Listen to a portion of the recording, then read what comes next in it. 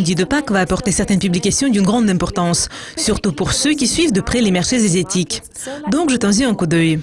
Les marchés seront fermés dans le monde entier, y compris dans la zone euro, en Suisse et au Royaume-Uni.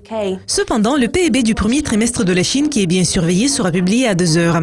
L'économie chinoise a progressé à un rythme plus rapide au cours du dernier trimestre de 2016. Mais en général, l'année dernière, elle a enregistré l'expansion la plus lente sur plus de 2 décennies. La production industrielle de la Chine pour mars sera publiée à la même heure. La production s'est accélérée en février, après une croissance annuelle de 6% enregistrée au cours du mois précédent. Le gouverneur de la Banque du Japon, Haruhiko Kuroda, va faire un discours bien surveillé à 6h15. Il va prendre la parole lors de la réunion de l'Association des sociétés d'investissement du Japon. La publication suivante sera disponible à 12h30 GMT. Et c'est celle de l'indice manufacturier Empire State des États-Unis pour avril. L'indice a légèrement reculé en mars, mais il reste près de son plus haut sur 2 ans, atteint au cours du mois précédent. L'indice du marché du logement NAHB des États-Unis pour avril va suivre à 14h. En mars, l'indice a montré des résultats meilleurs que prévu, ayant bondi de 6 points et ayant atteint son plus haut sur 12 ans.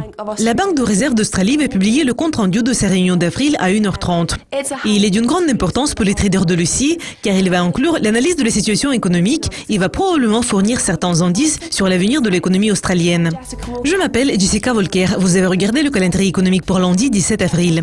Ne manquez pas notre prochaine révision de publication prévue pour mardi. Au revoir.